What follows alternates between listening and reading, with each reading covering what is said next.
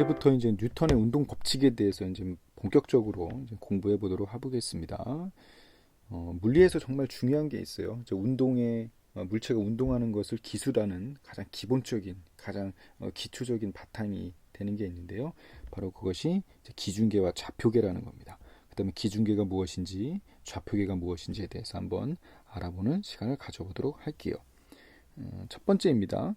기중계. 기중계라는 것은 뭐냐면 물체 운동을 숫자로 대표할 어떤 기준을 제공한다는 거예요. 기준. 그러니까 기준을 제공한다는 것은 다시 말하면 바로 관찰자입니다.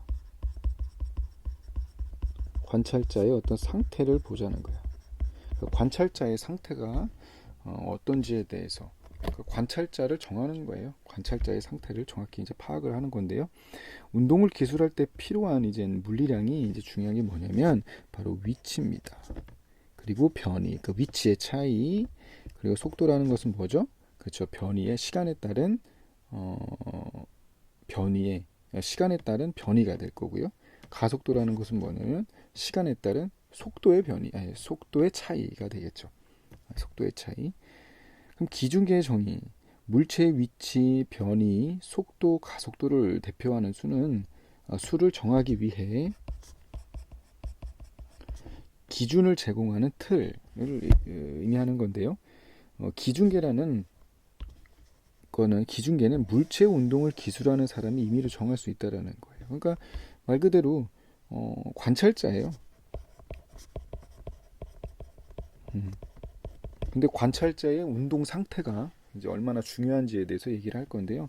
그다음에 기중계의 종류는 두 가지예요. 즉 관찰자를 정했는데 그 관찰자의 운동 상태가 두 가지로 나뉘거든요. 첫 번째는 바로 관성계, 즉 등속 운동하는 관찰자고요. 비관성계는 등속 운동하지 않는 관찰자예요. 다시 말하면 가속 운동이거든요. 그렇다면 관성계랑 이 비관성계에서는 어떠한 차이가 있는지에 대해서 지금부터 설명을 할 거예요. 첫 번째입니다. 관성계, 즉 관찰자가 뭔다? 등속 운동을 한다.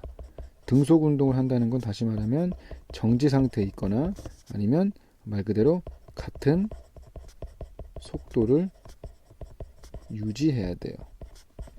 그죠? 이런 경우예요. 한번 보자고요. 오른쪽 그림을 보게 되면 물체 M은 그래서 중요합니다. A 기준계에 대해서 등가속도 운동을 한다고 볼게요. 가장 간단한 경우를 생각을 해보는 겁니다. 일반적으로 계속 가속도, 즉 속도가 변하는 경우를 생각하게 되면은 좀 어렵기 때문에 가장 우리가 이해하기 쉬운 등가속도 운동을 한번 볼게요. 그랬을 때 A0로 움직인다. 여기서 중요한 건 A 기준계입니다. B 기준계는 이제 중요한 거죠. 비기중계는 A 기준계에 대해서 반드시 등속 운동을 한다는 거야. 여기까지 이해가 됐죠? 그럼 한번 보자 이게야. VBA라는 거는 뭐냐면 A를 기준으로 했을 때 B의 속도라는 겁니다. 그래서 등속 운동을 했으니까 V0를 할 거예요. 그렇다면 A 기준계에 대해서 B의 위치는 뭐가 됩니까? 위치 함수는 V0T가 되겠죠. 우리가 이거는 이전에 공부를 했죠. 그렇다면 두 번째입니다.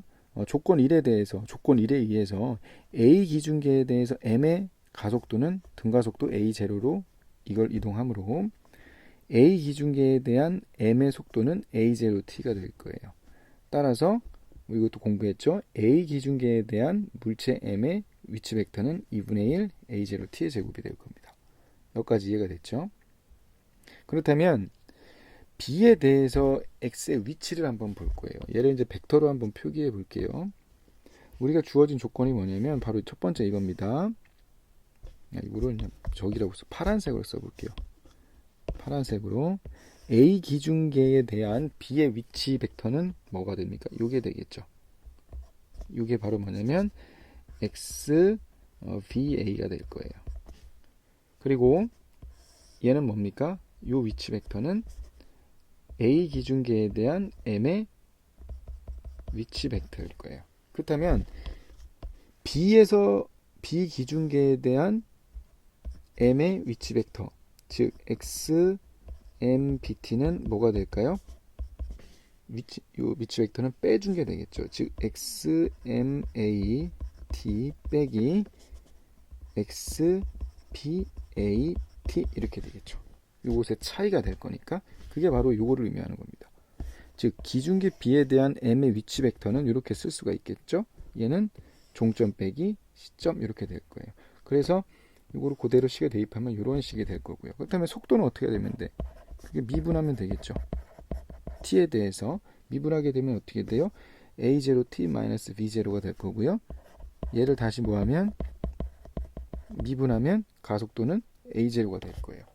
이 말이 뭔 말이야? 지금 뭐랑 같습니까? 결국에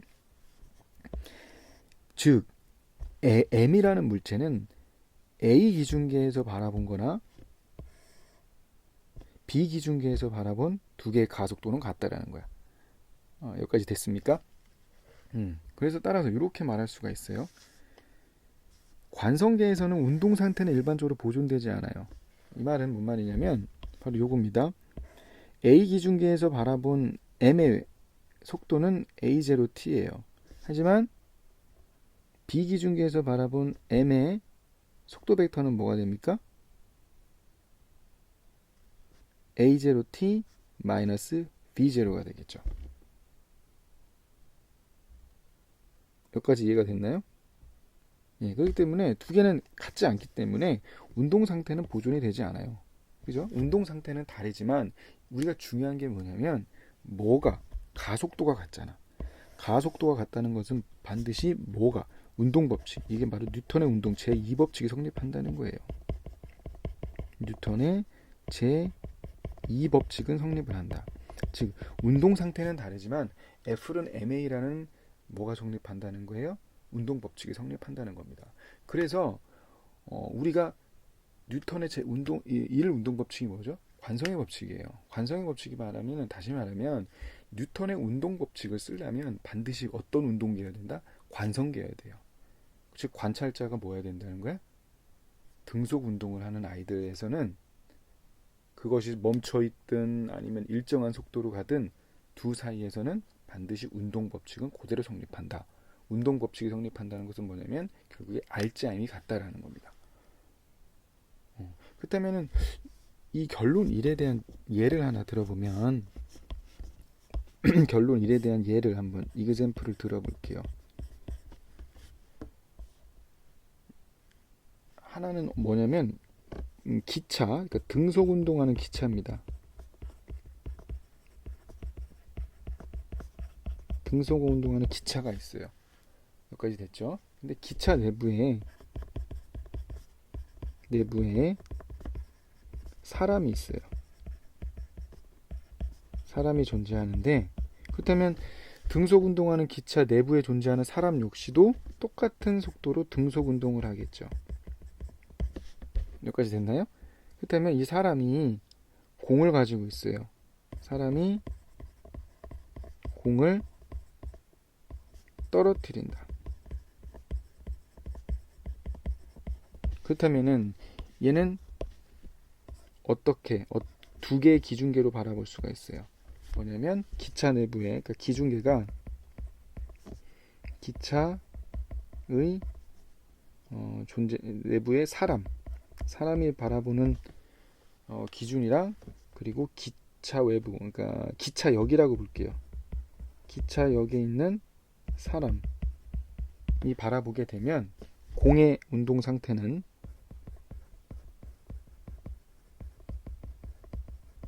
그림으로 표현해 볼까요? 어떻게 됩니까? 기차 내부에서 사람이 바라보게 되면 그냥 자유낙하예요. 그죠? 하지만 기차역에 있는 사람이 보면 어떻게 됩니까? 이렇게 포물선 운동을 하죠. 즉 운동 상태는 달라요. 기차에 있는 사람도 분명히 얘도 등속 운동을 할 거고요. 기차역에 있는 사람, 즉 멈춰서 있는 사람은 똑같은 등속 운동을 해요. 그죠? 기차역에 있는 사람은 한마디로 정지되어 있는 상태고요. 기차 내부에 있는 사람은 뭐 예를 들면 뭐 100km/h라고 보면은 그렇게 둘 다 등속 운동을 하지만 분명히 기차 내부에 있는 사람은 뭐에 대해서 그 공은 자유낙하 운동, 그대로 직선으로 자유낙하 운동을 하는 걸로 보일 테지만 기차 외부에 있는 즉 정지되어 있는 사람이 바라본 그 공의 운동 상태는 포물선 운동이에요. 그러니까 이게 바로 운동 상태는 일반적으로 보존이 안 된다는 겁니다. 하지만 중요한 거는 뭐야? 똑같은 둘 다 어떤 운동? 가속 운동을 한다는 거예요. 어떤 거? 아래 방향으로 중력이 작용하고 있다라는 겁니다. 여기까지 이해가 됐죠? 2번 비관성계에서 바라볼게요. 이번에는 가속 운동계야. 첫 번째 조건이 뭐냐면 이번에 M은 A 기준계에 똑같이 등가속도 운동을 한다고 볼게요. 근데 이번엔 B 기준계는 아까 전에는 뭐였어요? A에 대해서 등속 운동이었는데 이번에는 등가속도 운동을 하고 볼게요. 그거를 B0라고 보겠습니다. 여기까지 됐죠? 그러면 이제 보라색으로 써볼게요. A 기준계에서 바라본 B 기준계가 지금 B0로 등가속도 운동을 한다고 했으니까 걔의 속도는 이렇게 될 거고요. 그 다음에 걔의 위치는 이렇게 될 거예요. 여기까지 됐죠? 마찬가지로 이번엔 물체 M이 A 기준계에서 A0의 등가속도 운동을 한다면 최종적으로 위치 벡터는 이렇게 될 거예요.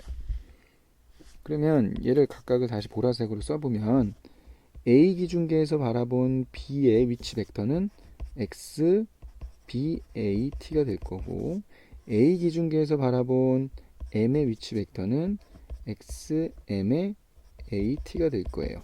그렇다면 이젠 B 기준계에서 바라본 M의 위치 벡터는 뭐가 됩니까? 즉 X, M, B, T는 종점 벡터 빼기 시점 벡터니까 X, M, A, T 빼기 X, B, A, T 이렇게 되겠죠. 그죠? 그 식이 바로 요겁니다. B 기준계에서 바라본 M의 위치 벡터는 종점 빼기 시점 벡터 이렇게 되겠죠. 그래서 얘가 속도를 구하게 되면 얘를 미분하면 되잖아. T에 대해서 미분하니까 이렇게 나오고요. 얘를 다시 미분하면 뭐가 됩니까? 가속도는 선생님 잘못했다. 뭐가 됩니까? 이거 못하죠. 얘가 아니라 A0 B0 이렇게 되겠다. 그죠? 따라서 아래와 같이 말할 수 있다. 일단 비관성계에서는 당연히 운동상태 보존되지 않아요.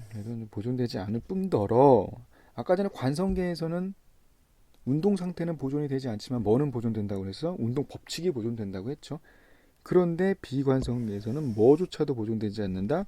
B에서 바라본 M의 물체의 가속도는 A0-B를 부르지만 A에서 바라본 M의 가속도는 A0라는 거야. 두 개 같지 않다라는 거예요. 즉 비관성계에서는 뉴턴의 운동법칙이 사용할 수가 없다라는 거야. 일반적으로. 여기까지 됐습니까? 왜냐면 보존되지 않으니까. 하지만 얘를 적당히 변형을 하면 사용할 수가 있어요. 어떻게? 바로 이겁니다. 우리가 궁금한 게 그거야. 비기준계에서 바라본, 즉 가속운동계에서 바라본 힘, 작용하는 힘은 얘가 되겠죠. 요거는 얘를 적당히 고치면 이렇게 돼요. 얘와 얘가 됩니다. 그럼 이게 뭔 말이냐? 비기준계 B에서 M에 작용하는 힘, 즉 R자 힘은 어떻게 하면 된다는 거야?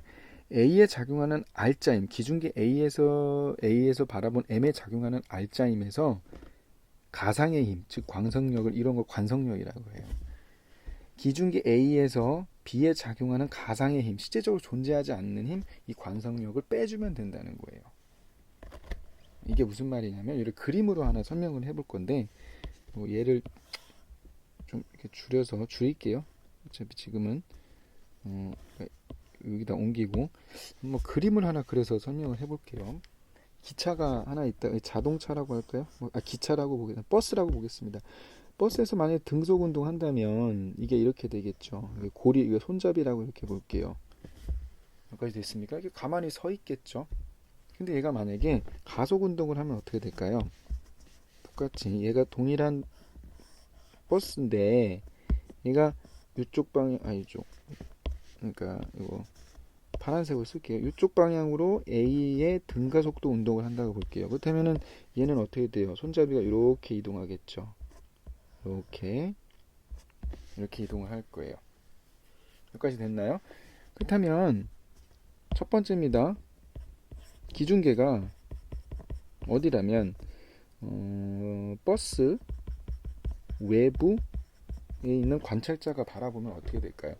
얘에 작용하는 알짜임은, 얘를 복제해서 써볼게요. 얘에 작용하는 이 물체 M에 작용하는, 이 기준은 얘니까 M에 작용하는 알짜임은 어떻게 될까? 얘를 세타라고 보게 되면 분명히 얘가 중력이 작용할 거예요. 그러니까 실제 존재하는 힘이죠. 그리고 얘가 지금 장력이 작용해 T가 작용한다면 이쪽 방향으로 뭐가 작용합니까? T, 어차피 여기가 세타니까 코사인 세타, 그리고 위쪽 방향으로 T 사인 세타이기 때문에 실적으로 얘는 어떻게 외부에서 바라보기 때문에 분명히 M도 오른쪽으로 가속 운동을 할 거니까 T 코사인 세타는 MA라는 가속 운동을 한다고 생각을 할 거예요. 왜냐하면 외부에서 바라보면 물체 M, 즉 손잡이 M은 버스랑 동일한 가속도로 움직일 거 아니야. 여기까지 됐죠? 그러면 얘를 좀 위로 옮길게요. 좀 밑에다 또 그려야 되니까. 그렇다면 이번에는 아이고 파란색으로 파란색. 이번에 기준은 버스 내부에 있는 사람이 얘를 바라보면 어떤 일이 벌어질까? 버스 내부에 있는 사람이 바라볼게요. 그럼 얘를 복제를 해서 가져와 볼게요. 버스 내부에 있다면은 지금 얘가 가속 운동하는 건 모를 거 아니야. 여기까지 됐죠? 그러면 얘는 분명히 버스 내부에 있는 사람도 압니다. 중력이 작용한다는 거를. mg예요. 그리고 얘가 장력이 있어야 돼요. 그럼 버스 내부에서 바라보면 분명히 얘는 이쪽 방향으로 뭐가 있어야 돼? t 코사인 세타일 거고 이쪽 방향으로 t 사인 세타가 작용한다는 걸 알 거예요. 그렇다면 버스 내부에서 바라보게 되면 지금 외부에서 얘가 움직이는지 모른다는 거야. 그지? 그렇다면은 버스 내부에서 바라보면 분명히 Y축 방향으로는 알짜임이 제로이기 때문에 떨어지지 않는데 분명히 실제 존재하는 힘인 T 코사인 세타에 의해서 이 물체는 어떻게 해야 돼요? 오른쪽으로 얘는 분명히 가야 되는데 가지 않고 멈춰 있게 보일 거 아니야. 멈춰 있다라는 것은 분명히 어떤 힘이 작용하고 있다는 거야. 이쪽 방향으로 어떤 힘이 작용하고 있을 거예요. 이렇게 생각할 수밖에 없어요. 왜냐면 버스 내부에 있는 입장에서 보면은 이 손잡이가 서 있어야 되니까 멈춰 있기 때문에 따라서 요 힘이 필요하거든요. 요 필요한 요게 무슨 힘이다? 가상력이에요. 즉 관성계에 있는 사람은 뭐라는 거야? 실제 존재하지 않는 어떤 힘이 존재해야지만 이 운동 법칙이 성립한다라는 거예요. 그래서 가상력, 즉 이런 걸 뭐라고 하냐면 관성력이라고 합니다. 그러니까 관성, 기존의 운동 상태를 유지하기 위해서 느끼는 어떤 힘이라는 거야. 그러한 성질로 인해서 발생할 수 있는 어떤 힘의 개념이거든요. 근데 이건 실제 존재하지 않는 힘이에요. 그래서 요 힘이 필요하다는 거예요. 실질적으로 요 힘이 얼마만큼 필요한 겁니까? 물체가 외부에서 운동하는 만큼, 즉 마이너스 그러니까 MA만큼의 왼쪽 방향으로 힘이 필요하다라는 거예요. 여기까지 됐죠? 그래서 이런 거를 관성력이라고 합니다. 2번. 그렇다면 좌표계라는 건 뭐냐면 정확히 물체의 위치를 이젠 이렇게 숫자로 표시하는 거야. 우리가 이제 기준계를, 기준 틀, 즉 관찰자를 정했다면 그 관찰자를 기준으로 해서 우리가 좌표계를 선정을 하거든요. 좌표를 선정을 해서 어떤 물체를 정확히 어떤 숫자로 대응을 합니다. 숫자로 대응을 시켜서 어떤 벡터로 표시하게 되고요. 그로부터 우리는 변이, 그리고 뭡니까? 속도, 그리고 가속도를 정의하게 된다는 거예요. 그러면은 우리가 좌표계는 우리가 편의에 따라 정할 수 있어요. 뭐 예를 들면 직각좌표계, 뭐 원통좌표계, 구면좌표계. 이거는 내가 어떠한 물리적인 현상에 따라서 편리하게 쓸 수가 있는데요. 원점에 따라 분명히 위치 벡터는 달라질 거예요. 여기까지 됐죠? 그래서 여길 잡느냐 여길 잡느냐에 따라서 분명히 위치 벡터는 달라지지만 뭡니까? 변이 벡터는 항상 일정하죠. 즉 변이는 원점에 의존하지 않는다는 거예요. 즉 변이는 반드시 보존이 돼요. 변이가 보존된다는 건 다시 말하면 속도가 보존이 되죠. 속도가 보존이 되고, 속도가 보존된다는 것은 가속도가 보존이 돼요. 가속도가 보존이 된다는 것은 반드시 뭐가 보존이 돼요? 힘의 법칙이 보존이 되겠죠. 그래서 여기서 나오는 게 뭐냐면, 기준툴을 제공한다면 내가 좌표계를 어딜 잡든 간에 운동 법칙은 반드시 보존된다. 이렇게 된다는 거예요. 즉 동일한 기준계에서는 원점에 무관하게 물리량의 속도, 가속도가 보존된다. 다시 말하면 힘의 법칙이 보존된다는 거예요. 그래서 여러분들 문제 같은 거 풀 때 보면 좌표계를 내가 막 아무 때나 막 다 잡아요. 가장 편리한 좌표계를 막 잡아도 상관이 없다라는 겁니다. 그 이유는 바로 이런 거예요. 변이가 보존된다라는 거. 여기까지 이해가 됐죠? 네, 이상으로 1차 시 기준계와 좌표계에 대한 설명을 마치도록 하겠습니다.